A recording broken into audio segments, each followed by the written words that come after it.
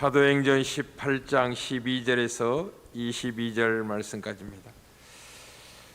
갈리오가 아가야 총독 되었을 때 유대인이 일제에 일어나 바울을 대적하여 법정으로 데리고 가서 말하되 이 사람이 율법을 어기면서 하나님을 경외하라고 사람들을 권한다거늘 바울이 입을 열고자 할 때 갈리오가 유대인들에게 이르되 너희 유대인들아, 만일 이것이 무슨 부정한 일이나 불량한 행동이었으면 내가 너희 말을 들어주는 것이 옳거니와 만일 문제가 언어와 명칭과 너희 법에 관한 것이면 너희가 스스로 처리하라. 나는 이러한 일에 재판장 되기를 원하지 아니하노라 하고 그들을 법정에서 쫓아내니 모든 사람이 해당장 소수네를 잡아 법정 앞에서 때리되 갈리오가 이 일에 상관하지 아니하니라.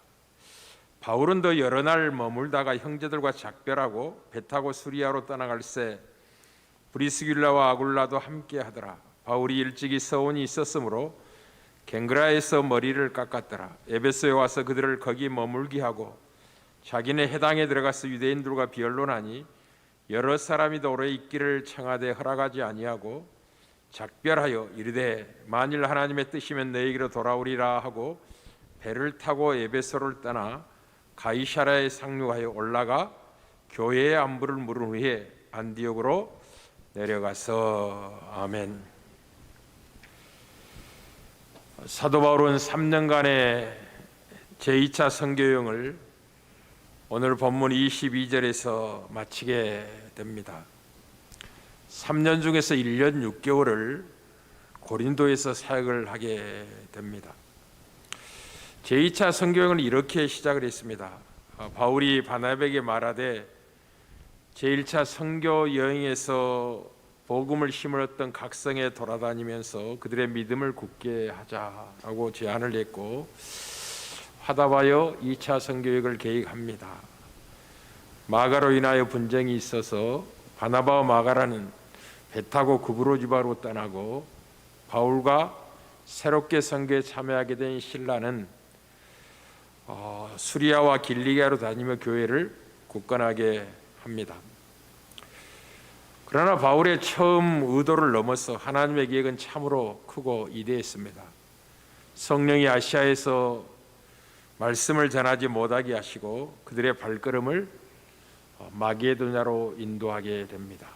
그리하여 마게도냐의 첫 성인 빌립보성에서 복음을 전하게 되고 데살로니가와 베레아와 그리고 아덴과 오늘 고린도 지방까지 2차 선교 여행이 이어지고 오늘 본문은 이제 선교 거점인 안디옥으로 돌아오는 여정까지를 다루고 있습니다. 그런데 2차 선교 여행에서 우리가 몇 가지 주목하고 특징적인 것들을 좀 살펴볼 필요가 있습니다. 오늘은 그 사실을 살펴보고 은혜를 나누고자 하는데 첫째는 2차 선교 여행을 통해서 하나님이 일꾼들을 많이 붙이셨다는 사실입니다. 동역자를 많이 붙이신 거죠. 복음에 협력하는 일꾼들을 하나님이 세우신 겁니다. 처음으로 선교여행에 동참한 실라가 그렇고 바울의 동역자인 디모데를 만나게 되고 바울을 위하여 자기의 목숨을 내어주는 브리스과 아굴라 부도 만나게 됩니다. 그리고 고린도 교회 주의 일꾼인 디도 유스도와 그리스도도 일꾼으로 세워지게 되고 다음 주쯤이나 살펴보게 될 에베소 교회의 기둥 같은 일꾼인 아볼로가 이제 동역자로 세워지게 되고 복음을 위하여 직간접적으로 협력하게 됩니다. 이것은 아주 중요합니다. 왜냐하면 교회는 일꾼을 세워야 되는 것입니다. 그래야만 목회자가 어려움을 당했을 때 교회가 견고하게 서 있을 수가 있습니다. 오늘 우리는 우리 노예를 섬기던 고 호정 목사님의 장례를 치르고 왔습니다. 그분은 영광의 부름을 받고 이제 죽게 갔습니다. 그러나 남겨진 교회는 일꾼이 없어서 아마 노예가 지금 형편으로는 폐쇄 절차를 밟지 않을까 생각합니다. 일꾼을 세우지 못했기 때문에 그렇습니다. 그래서 일꾼을 세우는 것은 아주 중요합니다. 그래서 1차 선교 여행 때도 사도행전 14장 23절에 각 교회에서 장로들을 택하여 금식 기도하며 그들이 믿는 주께 그들을 이탁했다라고 하고 있고, 디도서에도 보면 디도를 그레데 섬에 보낸 이유를 1장 5절이 다룹니다. 내가 너를 그레데에 남겨둔 이유는 남은 일을 정리할 뿐만 아니라 내가 명한 대로 각 성에서 장로들을 세우려 합니다. 일꾼들을 세워서 교회를 견고히 하려고 하는 데 있다라는 거죠. 하나님의 나라는 홀로 하나님이 이루시지만 많은 신실한 일꾼들을 통해서 받들고 섬겨서 이루어지는 나라이기도 합니다. 그래서 교회에서 일꾼을 세우는 것은 너무나 중요합니다. 그리고 2차 선교여행에서 독특한 특징 중 하나가 무엇이냐 하면 점점 박해가 거세어져 가고 있다는 데 있습니다. 우리는 예수 그리스도의 십자가의 고난과 바울이 당한 고난의 이야기를 들을 때 너무나 피상적으로 생각하는 경우들이 많습니다. 목회자의 고난, 예수 증인의 부르심을 받고 있는 인생의 복됨의 또 다른 한 면인 고난. 오늘 우리 허정 목사님의 소천을 생각하면서 허정 목사님의 고난을 아무도 이해할 수 없을 겁니다. 그의 아내도 채 이해하지 못하고 그의 자식들은 전혀 이해를 못하고 있더라고요. 너무나 안타까웠습니다. 그리스도리아에 당한 고난, 박해, 환난은 생명을 살리기 위한 하나님의 계획 중의 계획입니다. 고난 없이 생명의 열매가 나타나지 않습니다.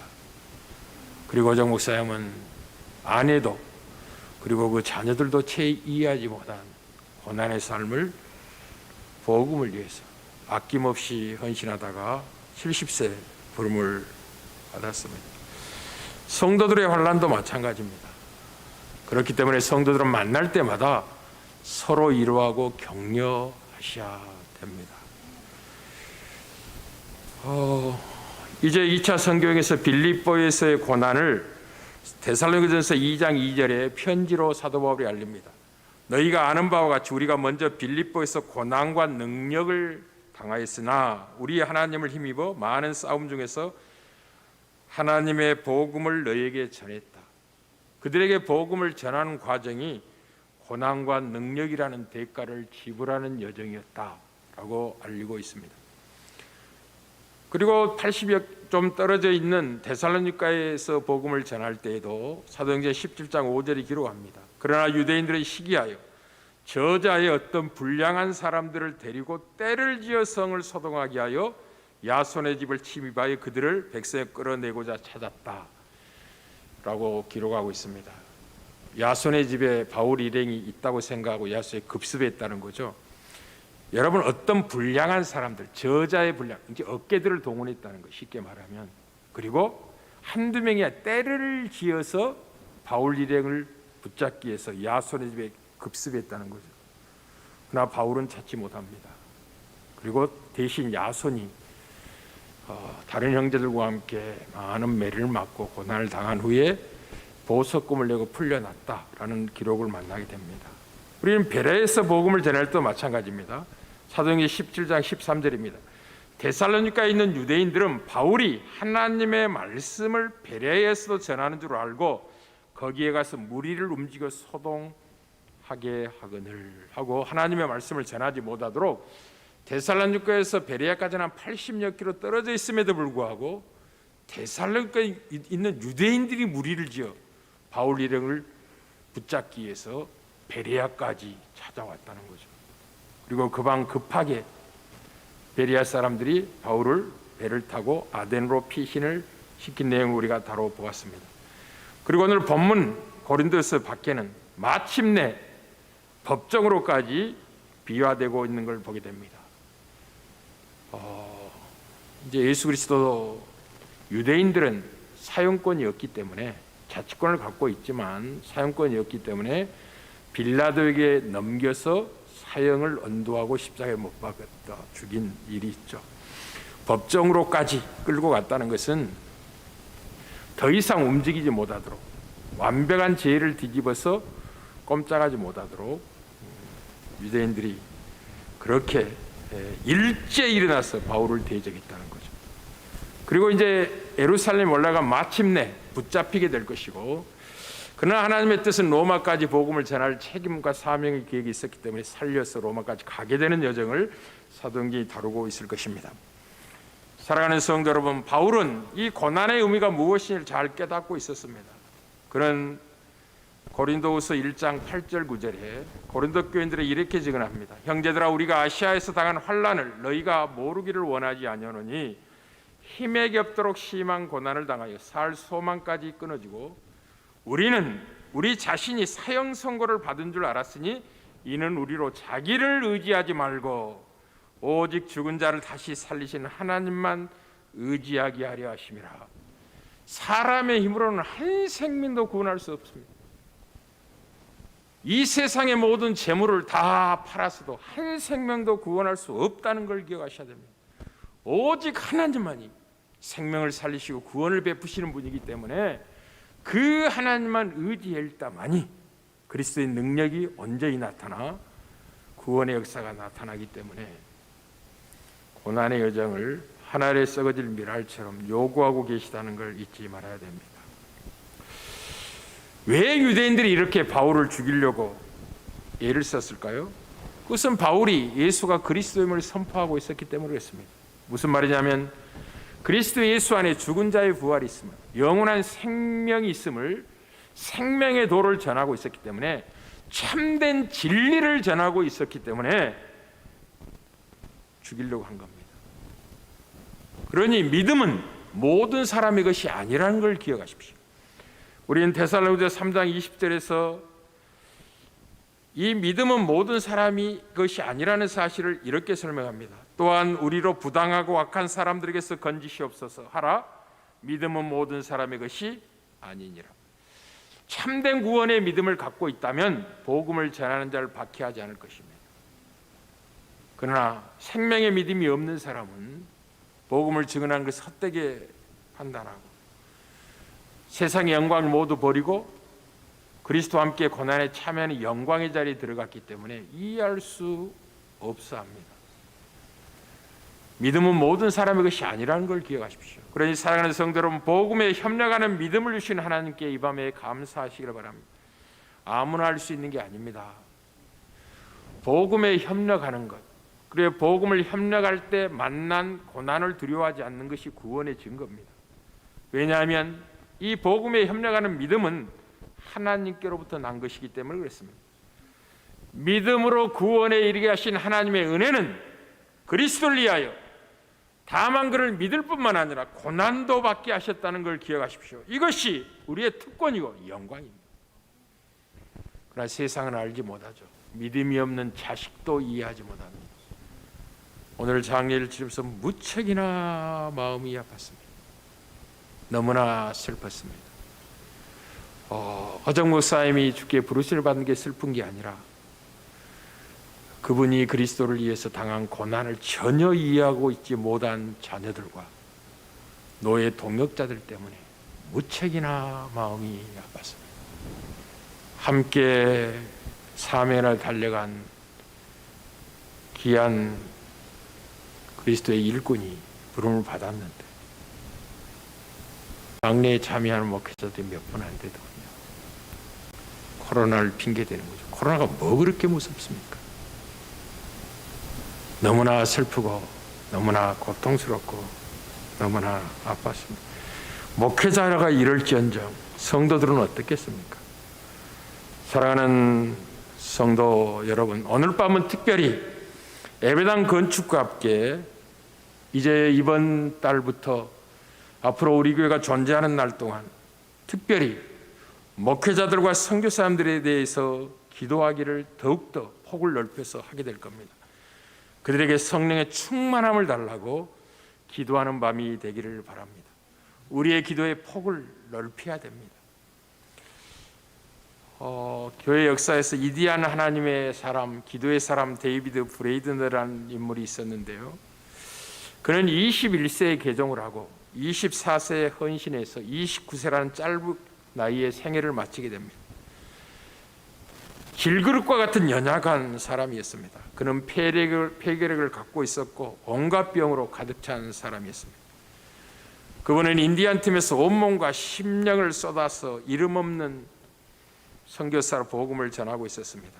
그러나 그의 삶 속에는 하나님의 능력이 심히 큰 것이 있었습니다. 하나님이 그와 함께 하고 계셨습니다. 그는 기도로 숨 쉬었고 기도로 움직였을 뿐만 아니라 기도로 섬기하다가 기도로 숨을 거둔 사람입니다. 그의 기도는 1740년 미국의 대각성 운동에 주도했던 조나단 에듀의 심장에 깊은 감동을 끼쳤습니다. 이 대각성 운동의 영향으로 복음이 우리 한국에까지 들어왔다는 걸 잊지 말아야 됩니다. 하나님이 젊은 영혼들을 각성시키자 수많은 젊은이들이 세상의 영광을 버리고 복음의 헌신에 또 자원하고 들어왔고, 천재들이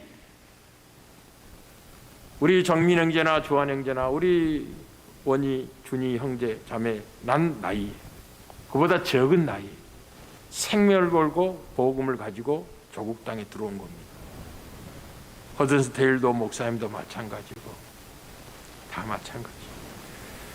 사랑하는 성도 여러분, 그의 기도는 대각성 운동을 주도하던 조나단 에듀의 심장에 불을 붙였고 존 애슐레의 마음에 큰 전환점을 마련해 주었습니다. 그리고 현대 선교사의 아버지라고 하는 인도 선교사였던 영국인 윌리엄 캐리의 심령을 바꾸어 놓았고, 버마의 복음을 전했던 헬린 마티나 짐 엘리어트 성사 마음을 움직여서 복음 사회에 종사하도록 했습니다. 그의 생애를 한마디로 이야기한다면 이런 삶이었습니다. 그의 생애는 역사의 바다에 떨어진 작은 기도의 돌멩이 하나가 수백 년 후에 수천 마일 떨어진 머나먼 해안가에 와서 부서지는 은혜의 파도를 일으킬 수 있다는 것에 대한 증언자로 그는 짧은 생을 기도로 살았습니다. 그가 하나님께 부름을 받기 20일 전인 1740년 9월 19일 일기에 이렇게 남겼습니다. 나는 목회자들이 선교 사역을 감당할 때, 복음을 전할 때마다 성령께서 임하시고 함께하기를 갈망했다. 그들이 사람들의 심령 깊이 복음을 심을 수 있도록 마음을 쏟아 기도했다. 그들 가운데 하나님께서 성령을 이로부터 쏟아 부어주시기를 간절히 기도했다. 29세의 젊은 나이, 죽음을 목전에 둔 몸에 온갖 질병을 갖고 때로는 눈 덮인 광야 같은 곳에 밤이 맞도록 영혼의 구원을 위해서 기도하고 아침에 일어나면 그 주위에 눈이 녹아 있었다는 거죠. 그 기도의 열기로. 우리 교회가 좀 기도의 폭을 넓혔으면 좋겠습니다. 이제는 조국뿐만 아니라 세계 곳곳의 주의 종들에게 성령을 충만히 부어달라고, 그들에게 복음의 능력을 덧입혀 주셔서 수많은 영을 구원하는데 하나님 역사해달라고. 여러분의 작은 기도는 하나님의 손길에 붙잡힐 때 수백 년 후에도 수천 마리 떨어진 곳에까지 영향을 미치게 됩니다. 기도는 그런 것입니다. 그렇게 강력한 힘이 있는 게 기도입니다. 교회의 생명력 기도에 있습니다. 새벽을 깨워 기도하고 가정에서 밥을 하면서도 기도하고 일을 분주히 행하고 잠시 여유가 생길 때마다 교회와 주의 성도들과 조국교회와 열방을 놓고 하나님 은혜를 베풀어달라. 특별히 코로나19 시대에 주의 백성들의 안정과 담대한 믿음을 위해서 기도하는 중보자가 되기를 바랍니다. 저는 우리 사모가 이제 몸이 좀 불편해서 하나님 은혜로 지금 치료하는 과정이 있고 새롭게 하시라고 믿고 점점 좋아지고 있습니다. 근데 조금 이렇게 병원에 다니다 보니까 늘어나는 게 있어요. 그게 뭐냐면 약입니다. 그래서 아침부터 저녁까지 계속 약을 먹고 있어요. 무엇 때문에 그러냐면 의사가 이 약을 먹으면 좋아질 겁니다. 그러니 하루 3차례씩 약을 드십시오 라고 하니까 그 시간에 맞춰서 약을 먹습니다. 건강을 위해서. 기도는 영혼의 호흡과 같은 것입니다. 영혼을 치유하기 위한 하나님의 비밀의 경륜입니다. 세상의 의사가 육신의 건강을 위해서도 약을 드십시오 하면 빠지지 않고 약을 드는데, 하나님 우리 보고 쉬지 말고 기도하라고 하는 거죠. 항상 기도하라고. 낙심하지 말고 기도하라고. 의사의 명령이 엄중합니까? 하나님의 명령이 엄중합니까? 약을 먹지 않으면 죽는 것처럼 기도하지 않으면 그 영혼이 세잔하게 됩니다. 약해지게 됩니다. 그러니 기도합시다. 또 기도합시다. 특별히 이 밤에는 복음에 협력하는 믿음을 주신 하나님께 감사하고, 예배당 건축과 함께 특별히 목회자들과 선교사님들에게 성령 충만을 덧입히셔서 수많은 영혼을 주께로 인도하는 일꾼들이 되게 해달라고 기도하는 밤이 되기를 바랍니다. 우리 주 아버지 하나님,